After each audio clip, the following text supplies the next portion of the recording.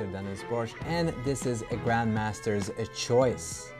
This time I'm going to talk about the isolated queen-pawn positions.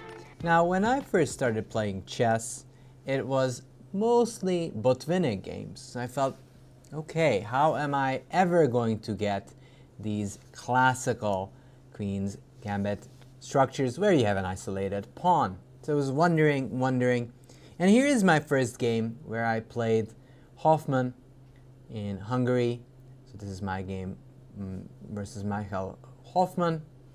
And I realized, hey, there is one way to do it through the e4 systems. Now, if I was a d4 player, it's much easier to get there. c4 takes e3, e5, and already you get the isolated pawn structure, which usually leads to very lively play. This is just one stray example of how easy it is to get an isolated pawn in d4 openings. In e4, however, it's much trickier. However, there's one trick here. c5, c3, and here actually you get to play positions with an isolated pawn, or kind of the stepsister of it all, the hanging pawns. Hello there, people. So this will be the main topic of the day. c3, sort of enticing black to play d5, which was the most popular at the moment at that time. d5 takes, queen takes d5, d4, e6, knight f3, knight f6, bishop e3, c takes d4, c takes d4, and we kind of get into these IQP structures that I was kind of hoping for based on those fantastic Botvinnik games I've just studied at that time. Also, as a side note, here we do get the typical hanging pawn structure. And even though you no longer have an isolated pawn, the d-pawn takes the place, the c-pawn takes the d-pawn's place, and that means that the c-pawn will be the eternal target in these type of positions. But in this game, my opponent played knight f6, and that is something that you need to know if you play the c3 Sicilian and you're aiming for IQPs. e5, knight d5, d4, c takes, knight f3, e6, cd, b6. Now everybody and their great-grandson plays knight c6, bishop d3, and d6. So this is the main line. However, my opponent liked playing it with b6. b6 is actually a very normal move, but it has one downside to it. It is very much time-consuming and creates creates potential targets along this diagonal. Knight c3, immediately forcing some action. And again, we get this semi-hanging pawn structure. Queen c7, bishop d2, d6. So black is sort of marking time with these moves, queen c7, d6, knight d7. So let's just pause here for a second. How can we try and take advantage of that? There's actually two ways we can do so.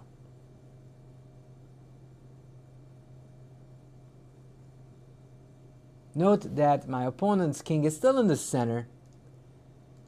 It is actually two more moves till castling. So this might be a good chance to attack the king.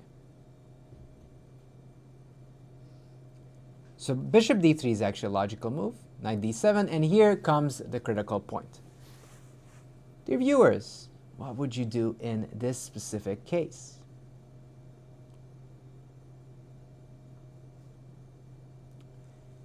Now there's an interesting point in the chat saying they avoid IQP and hanging pawns because it is risky. And indeed, it is somewhat strategically risky. But if you get the dynamics right, then you will get very, very good play with either with the isolated pawn or against it.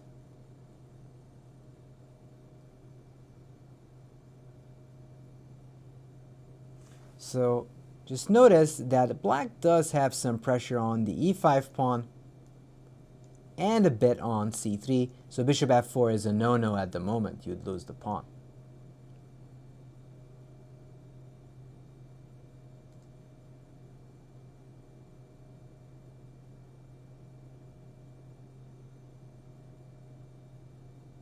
So castling is an interesting idea. However, it doesn't really pinpoint the fact that this king is still stuck in the center. And it doesn't really take advantage of that fact, which we can actually use to our benefit. d5 is a little bit much. It's an interesting move, but, you know, it's too spicy. Spicy is good, but ghost pepper is just too much.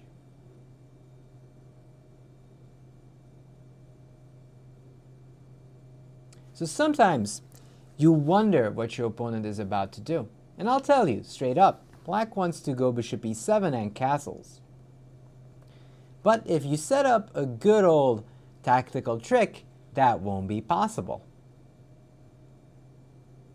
If bishop e4, there's bishop b7, and then with every exchange, the position gets more and more comfortable for black.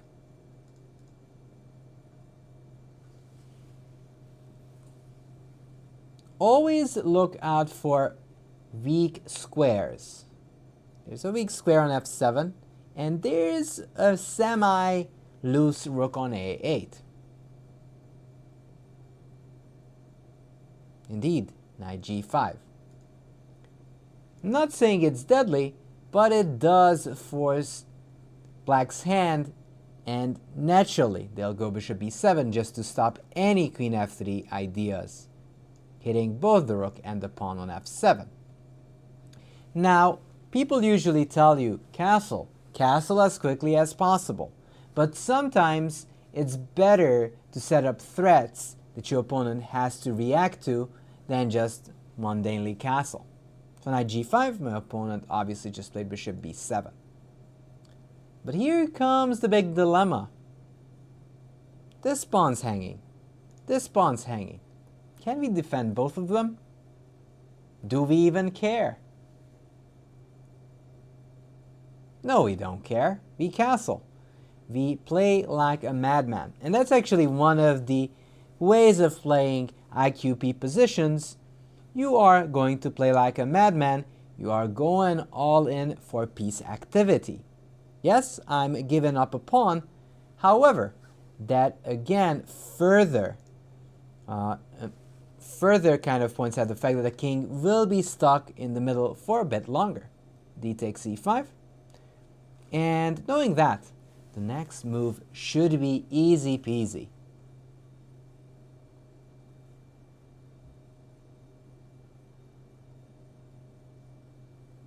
You seg the pawns because you want to gain time. And as long as your opponent's king is in the center, that is usually a good source of counterplay.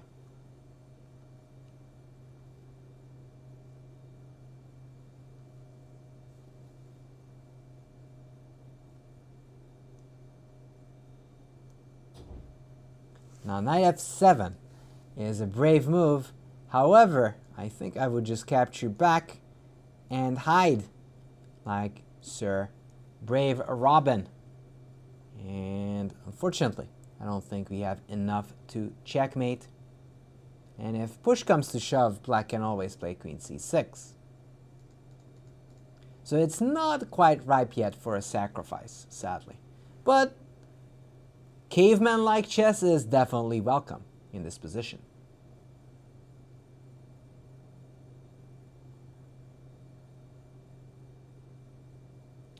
Is c4 caveman enough? I reckon not. It's not caveman enough at all.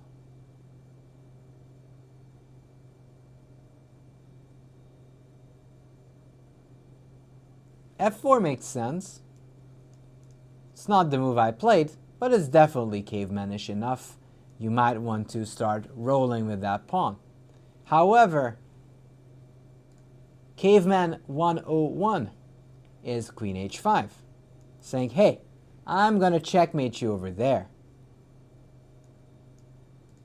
My opponent actually reacts with g6. And with these weaknesses, e6 and g6, it is time for me to set up tactical tricks. So the next move is sort of crucial. I know some of you already are itching to sacrifice some pieces, but you do have to prepare these ideas before they could actually work.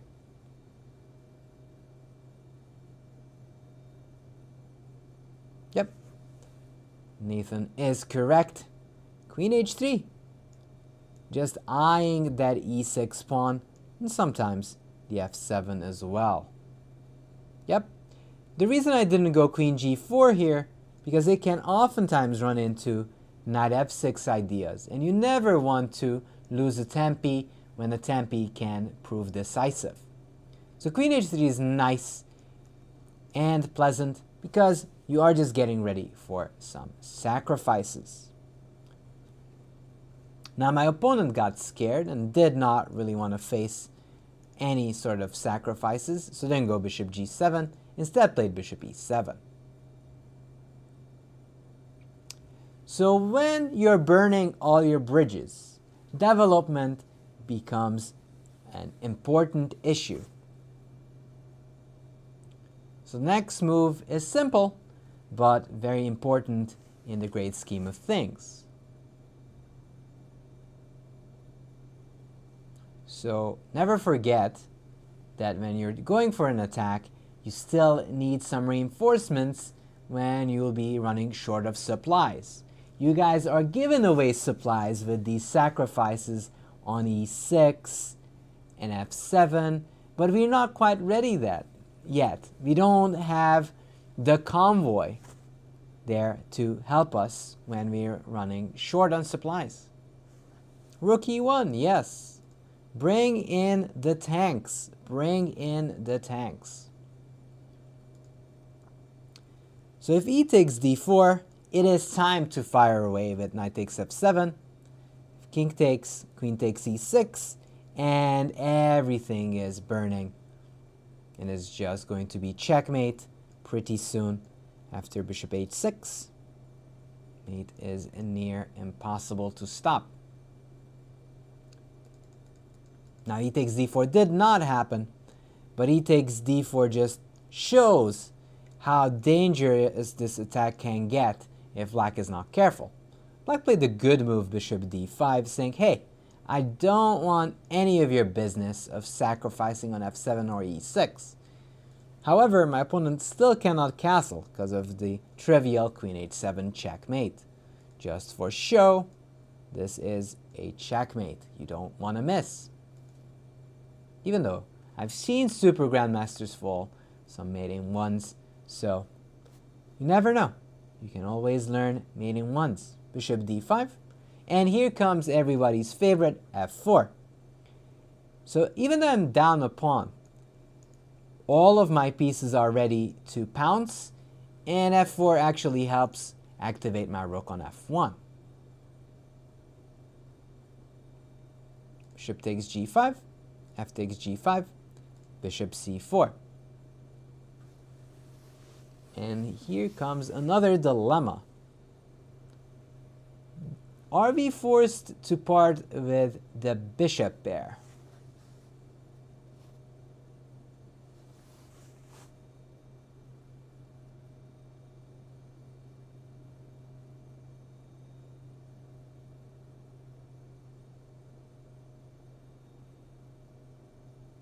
Some say no. Okay. But if we do, is there a way we could continue with the attack?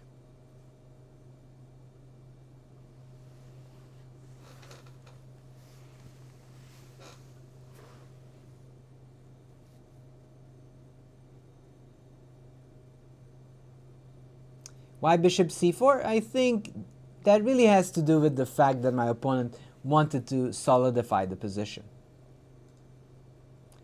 Now takes does not win, it turns out, because after queen f3 there's castles, and both the rook on a8 and the pawn on f7 is defended.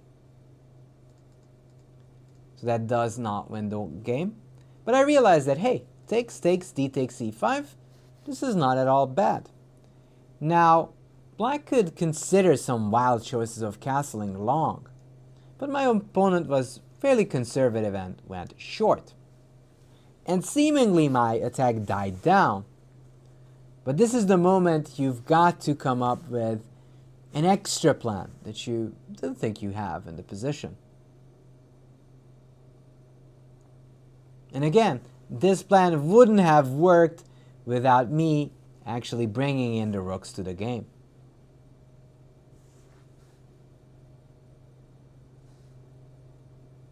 Yep, rook f4. We are using this square. It's a way of getting that rover going. Rook f4, queen c5, king h1. And sadly for black, he'll have to take on e5, otherwise I'll just go rook h4 and just massacre on the h file. There's not much that can happen there. So my opponent took on e5, rook h4. But here comes a typical saving move for my opponent, which is typical in Sicilian structures. And I assume for you, dear viewers, this will be just a split second to find the right move. But still, it's a good thing to test your defensive skills. It's important too, because this is the easiest and the nicest way of defending against doubling and tripling on the h file. h5, of course, the typical way of closing it down, and white either doesn't have the time to get g4 in, and now in this case the knight would just capture, or is forced to take on h6, like in this case I took. And I think my opponent made a mistake here. A mistake that, well, I don't think it's decisive, but is something that should have been done. And I think the move is king h7. That would have liked better for my opponent, just stopping this pawn, and it's relatively comfortable over there.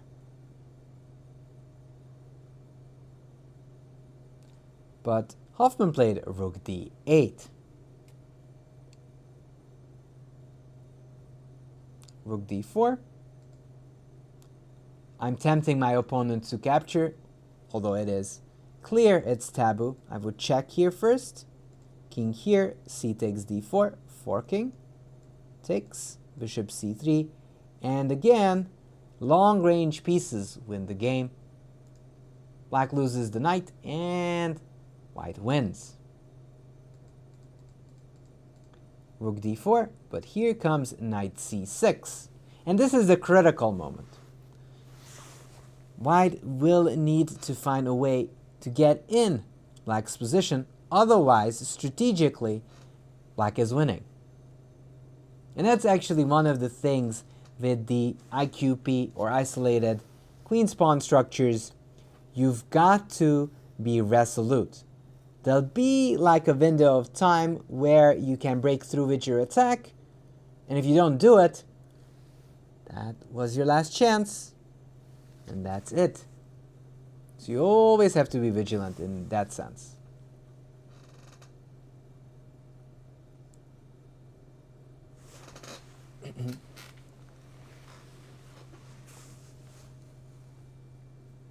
So it is white to move and play.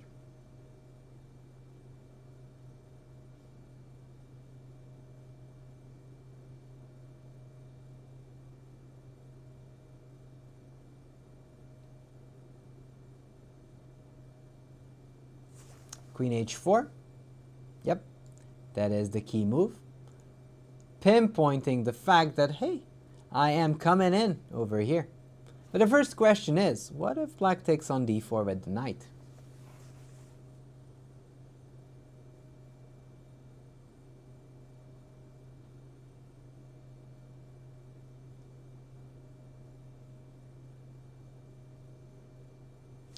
queen f5 is GG. I mean, queen f6, excuse me, is GG, but what about knight f5? And suddenly it's not as GG as you might think it is.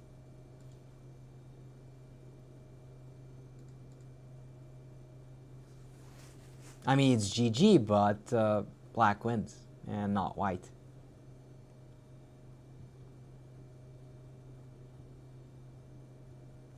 H7.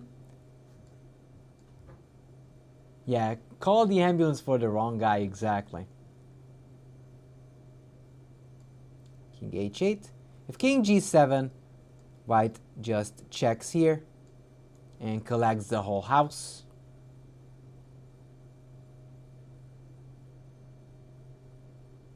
If you go here, just queen f6 takes and queen g7.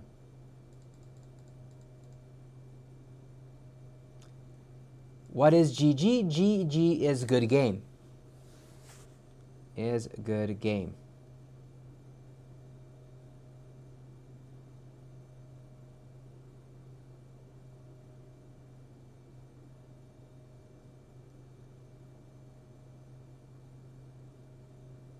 So here the very, very nice move is bishop g5. And bishop f6 is quite brutal. If you go knight f5, I check here and queen h6, and there is no way of stopping queen g7 checkmate. Like his upper rook has fairly pretty pieces, but ugly things are about to happen on g7. And if black goes f6, takes, and you lose all your rooks and the game as well. It's a sad day. You lose both rooks and the game. Takes and queen d8, and this is obviously winning as white is up in exchange. So knight d4 was not working because of this very nice idea of bishop g5, and g7, queen h6. Therefore, my opponent decided to go queen e7 instead.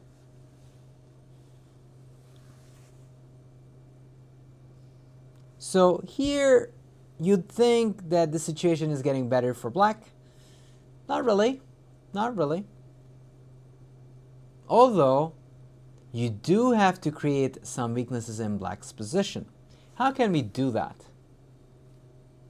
First off, we'll stop this idea of king h7 for good and played h7 check, king h8.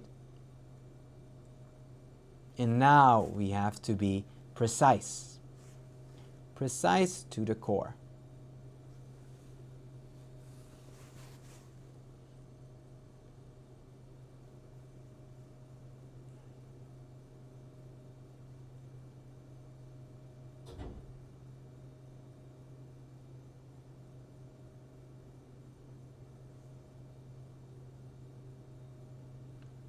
Bishop g5.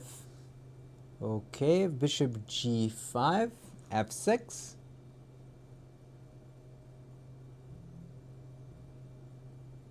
What will happen in that case?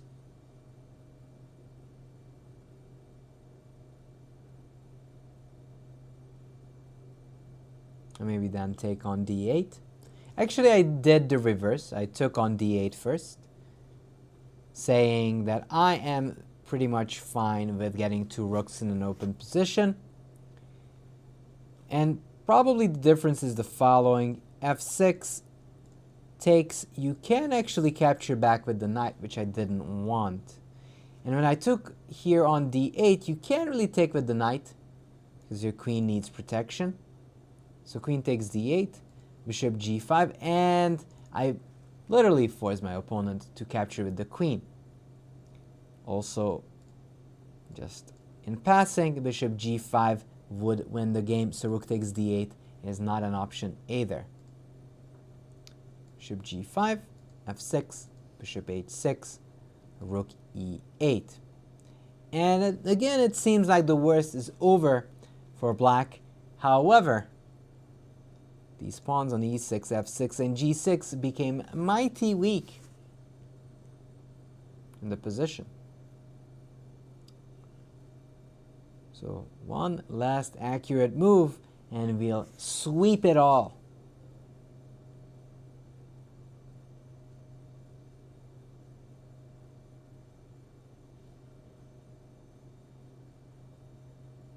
Now rook e6 is a little bit brave, so I wouldn't go that far.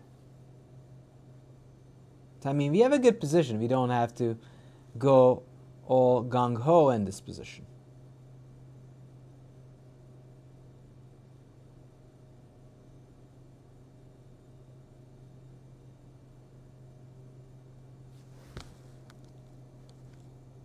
It ain't mate, so we can't really go bishop g7 because they take, and that square is heavily protected. So unfortunately that does not work. But rook f1 does work, and that was the whole point of my maneuver, chasing this rook away, and now I have a target on the f6 pawn. g5, queen e4. Partly hitting this knight on c6, but mostly eyeing the g6 square so I can go bishop g7 and checkmate. Again, you could also notice that queen d7, queen g6, not only will I have queen f6 ideas, bishop g7 will also threaten queen takes c8 ideas next. No, this is actually a very tough position, and my opponent did put up some tough resistance. Knight e5, but this immediately runs into a slight tactic.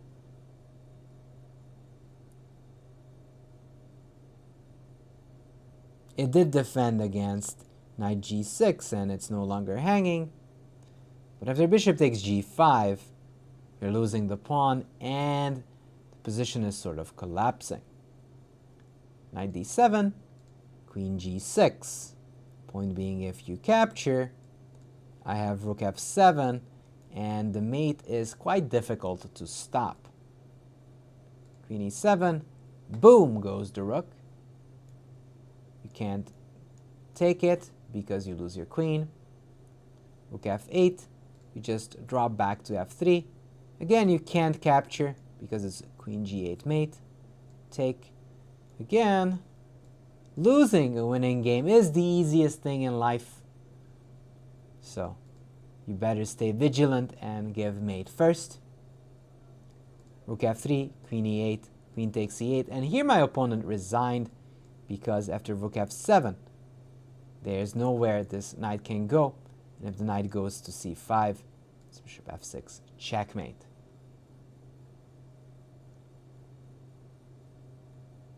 Yep, it's important to do so. So this is kind of one of my first experiences with the C3 Sicilian and this IQP type of structures. You have to be resolute and you have to keep attacking. Now I am going to show one of my other games a bit later, but what would this whole thing be without a Kasparov game? Him playing a true IQP style position.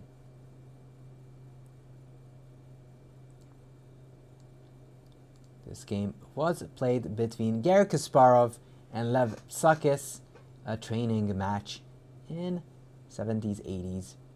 So let's take a look.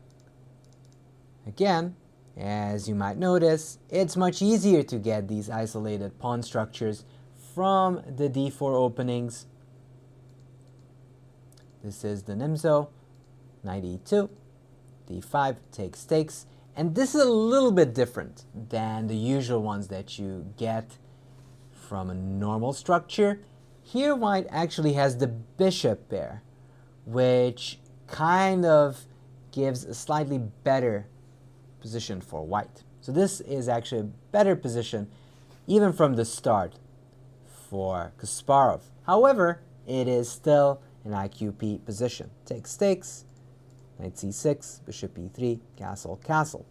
So at those times, they still felt that, hey, this is still an isolated pawn, so this should be tenable for black. However, it turns out to be that white has so much counterplay because of the bishop pair and the extra space that the two bishops give, that is actually much better for white. b6, and let's start from this position.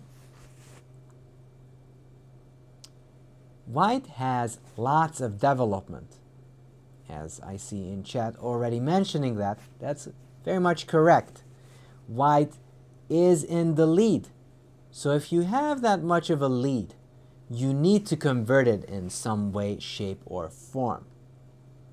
And we have to decide, are we going to try to attack in the center or go for an attack?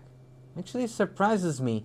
I thought that this game was played in the 70s, 80s, but it turns out to be in the 1990s. Things you learn. Now you can play d5, but that is sort of the dilemma. Does d5 actually help you? Now, again, something to mention that black not only doesn't have the bishop pair, but also lacks space, meaning it's much harder to move. And when you have less space, you're the one who's preferring exchanges, not the one who has more. You're wondering about a move such as g4. Now that's a brave move, but it's not a great idea right here, especially as black's next move is particularly likely to be bishop b7.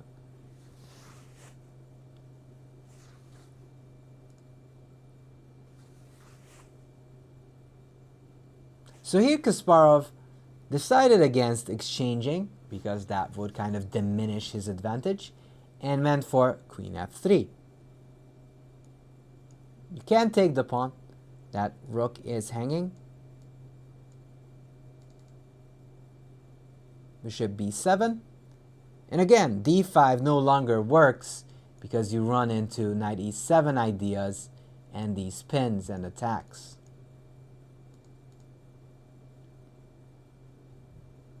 So that means Kasparov had to switch gears. He no longer can play in the center. So he goes for the king. Queen h3 seems like a legit idea. However, black could consider taking the d pawn. Therefore, Kasparov played bishop d3 first. If they take, then the bishop is hanging. Rook c8. And remember my game versus Hoffman? Never forget to develop your pieces. Same goes in this position. Never forget to develop. Rook d1, yes. Black can face queen h3 later, but hey, rook on d1 can never be a wrong thing. It defends the d4 pawn and can even support d5 breaks in the long run. Rook c7, nice little move by Psakhis, over defending the bishop and preparing this idea of rerouting the knight via knight e7, knight d5, a la Karpov. Karpov liked this maneuvers with the knight and actually leads to fairly comfortable positions when black has the bishops as well. But here, black is already somewhat on the back foot because of the lack of the dark squared bishop. Now queen h3, eyeing the h7 pawn, knight e7. And this is like a typical tabia position. Most of the time you would see a bishop on e7 instead and not a knight. However, that doesn't change the fact that Kasparov will have to act resolutely here. So let's get resolute here, viewers. Let's get resolute. Yes, rar bishop g5. Immediately, you're pinning the knights and you are setting up threats against the king. So Psakhis has no time to regroup with knight d5, because in that case, you lose. So bishop f6 and queen h7 is winning. And has to commit this knight to this square on g6. Now, knight g6 is not necessarily such a bad move, but if black could choose, he definitely put the knight on d5 instead. Now with these knights being on g6 and f6, the mate is rather unlikely. So here Kasparov switches gears and plays queen g3, which is actually a multi-purpose move. Not only does Kasparov eye the c7 rook, he is kind of winking at ideas such as of h4, h5, and maybe h6. Not that it necessarily is like devastating, but it's something to look for. And again, let's talk about this a second. Queen d4 doesn't work. I wonder why. I wonder why. It's because of this rook. In that case, you would be facing bishop takes g6 and the wrath of my rook on d1. That's why people develop their rooks first and then look for active play on the other side. Rook d7. And so far Psakhis was putting up great resistance. There were multiple ways of winning against queen d4, but I was just trying to pinpoint you why it is important to bring your rook in the game as early as possible. Now rook d7, and here Psakhis is putting pressure on that d4 pawn, and seemingly everything's alright, everything is fine. If you go h4, then there's rook takes d4, and we get a fight.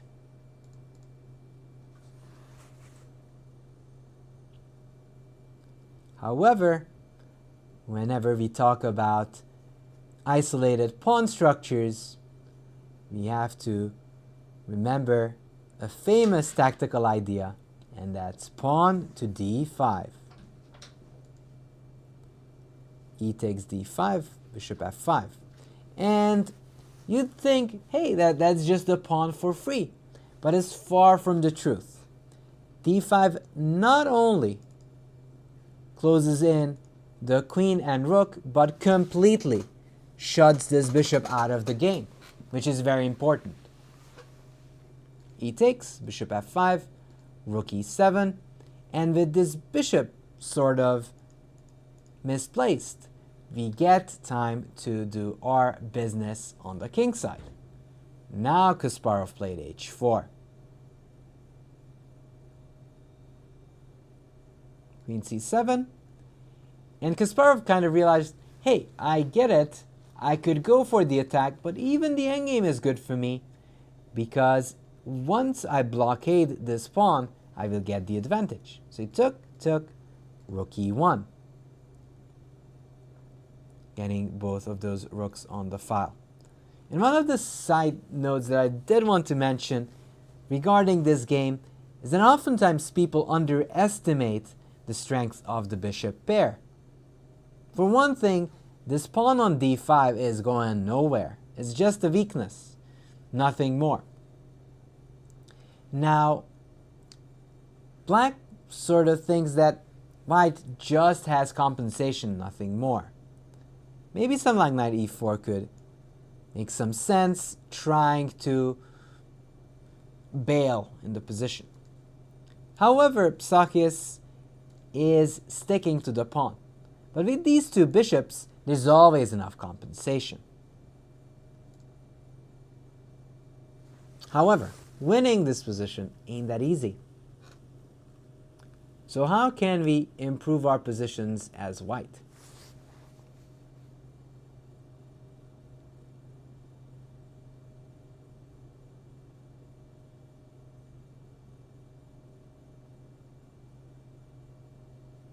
Remember, you've got to keep being active.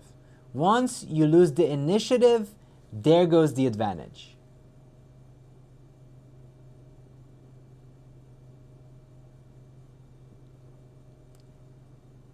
h5 doesn't make that much sense in this position, because if you go here, I'll capture, knight takes h5. Not only do you give up a pawn, you're also attacking when there are no queens on the board, which kind of diminishes the chances of you winning the game.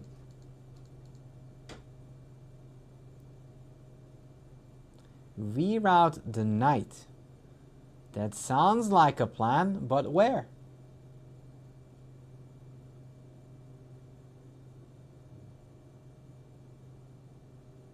D4.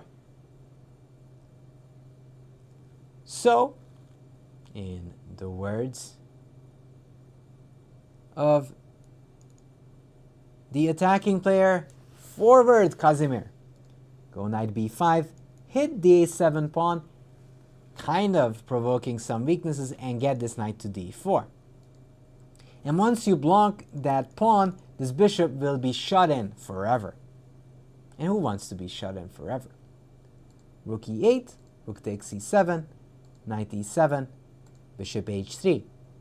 Obviously not giving up the gem of the position, the bishops.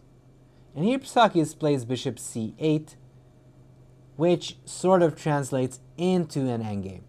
Takes c8, knight a7. And you can see how like the positions transform. First, Kasparov had the initiative, gave up a pawn, and once he realized that, hey, okay, I can give my bishop pair up, but in change of that, I will get the advantage and the majority on the queen side, then I'll go for that one. Rook c2, b4, king f8, bishop e3, and here Psakhis sort of collapses. Probably knight d7 would have been a bit more stubborn, but after knight f5 takes, bishop c5, king e8, knight b5, the game is completely lost. There's a weak d pawn, and the a pawn will start running down the board.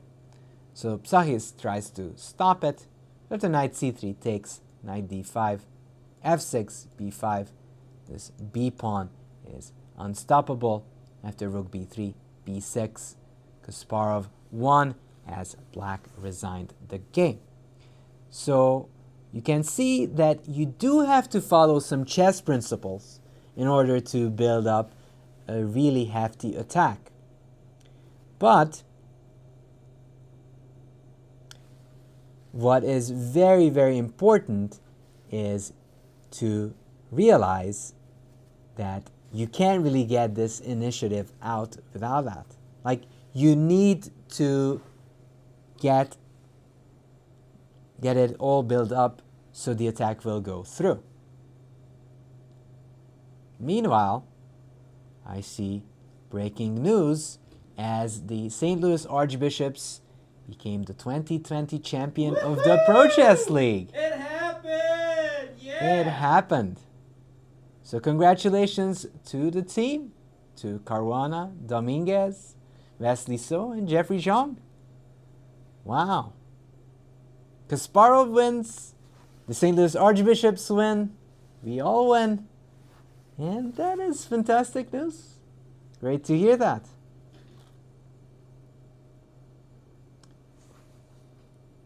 I guess there's no better way to end the stream than say congratulations and thank you for watching. Bye-bye.